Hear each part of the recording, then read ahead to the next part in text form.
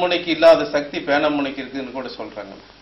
ஒரு நாட்டுக்கு நாடு போர் செய்யக்கூடிய அளவுக்கெல்லாம் அந்த உத்வேகத்தை, உணர்ச்சிகளை ஏற்படுத்தக்கூடியது அந்த வார்த்தைகள் தான்.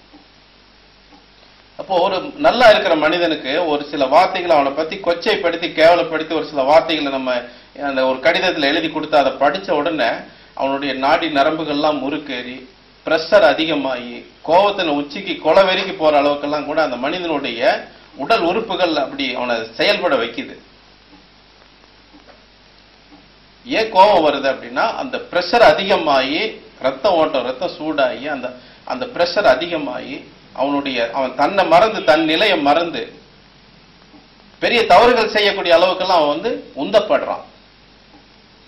இந்த அளவுக்கு அவன் கோபப்படுறதுக்கு என்ன காரணம்னா, என்ன மருந்து கொடுத்தமா, மாத்திரை கொடுத்தமா, எதுவுமே இல்லை. அந்த ஒரு சில வார்த்தைகள் அவனுடைய உள்ளத்துல பதிஞ்ச உடனே அவனுக்கு அவ்வளவு ஒரு உணர்ச்சி வேகம் ஏற்பட்டு நல்லா இருக்கிற மனிதன் நோயாளியை போல, பைத்தியம் பிடித்தவன் போல கத்துவதற்கு ஆரம்பித்து விடுகிறான்.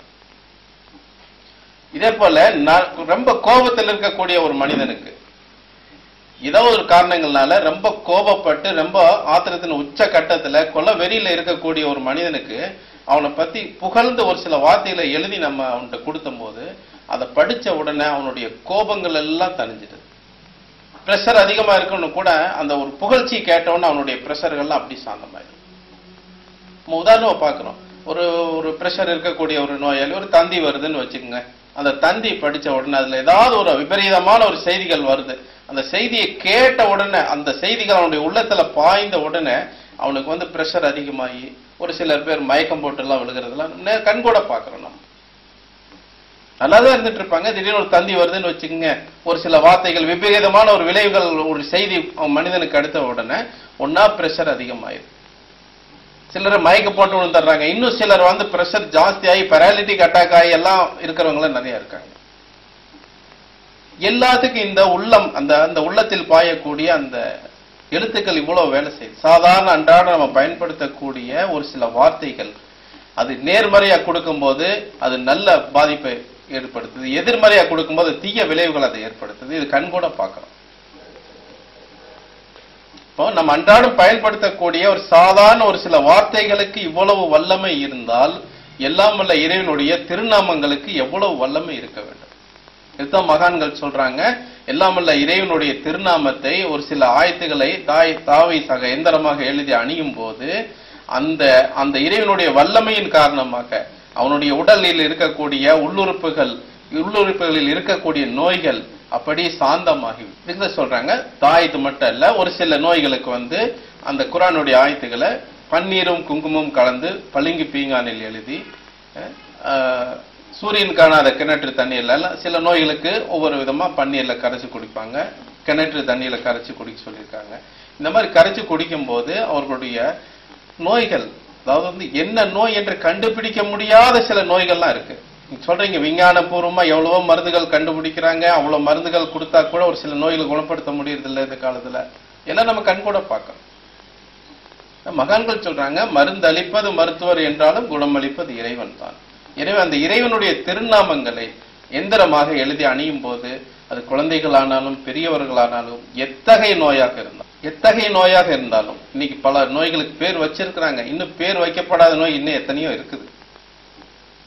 இனிமேல் பேர் வைப்பாங்க. புதுசா ஒரு நோய்கள் வரும்போது அதுக்கு உண்டான காலகட்டத்துக்கு தகுந்த மாதிரி ஒன்னா அந்த கண்டுபிடிச்ச விஞ்ஞானிகளுடைய பேர் வைப்பாங்க, இல்லைன்னா அந்த நாட்டினுடைய பேர் வைப்பாங்க, இல்லைன்னா ஏதாவது ஒரு பேரை வச்சு புதுசா அந்த நோய்க்கு பெயர் சூட்டு விழா நடந்துகிட்டே தான் இருக்கும். நோய்கள் குணப்படுதா இல்லையோ, ஆனா அந்த நோய்களுக்கு உண்டான பெயர் சூட்டு விழா இன்னும் யுகம் முடியும் காலம் வரை ஒவ்வொரு விதமான நோய்கள் வந்துட்டே இருக்கும். அதான் மகான்கள் சொல்லியிருக்காங்க, 3000 நோய்கள் மனிதனுடைய உடம்பில் ஏற்படுகின்றன. இந்த 3000 வியாதிகள் ஒன்னொன்னா வந்துட்டே இருக்கும். இப்ப புதுசா நம்ம எய்ட்ஸ்ன்னு ஒண்ணு கண்டுபிடிச்சிருக்கோம். இது 100 வருஷத்துக்கு முன்னாடி இந்த எய்ட்ஸ்னா யாருக்கு என்னன்னு தெரியாது.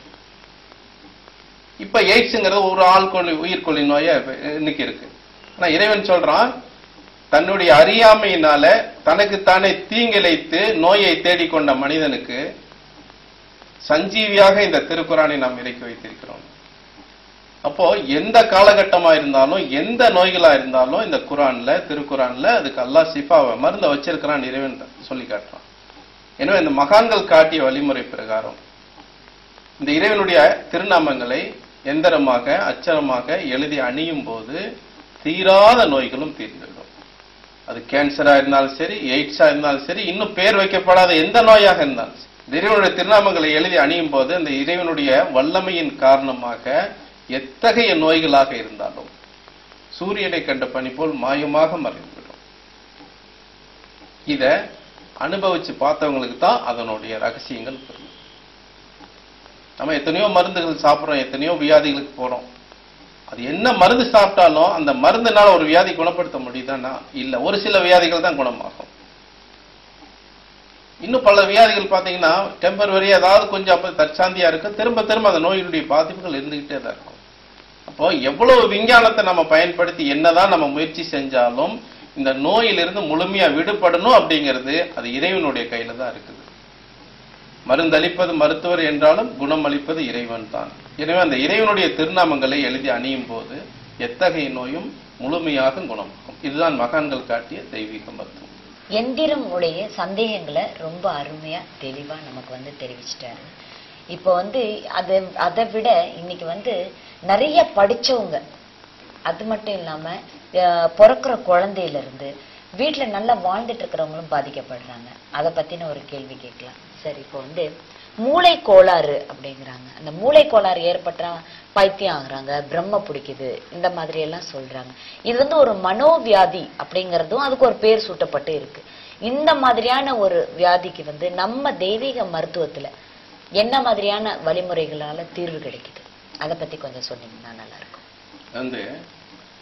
நீங்க சொன்ன மாதிரி நிறைய அந்த மன அழுத்தங்கள் இந்த காலத்துல, நவீன காலத்துல அவசர காலம், டென்ஷன், பலவிதமான பாதிப்புகள்னால அந்த மனசுல பலவிதமான உணர்வுகளை அடக்கி அடக்கி அடக்கி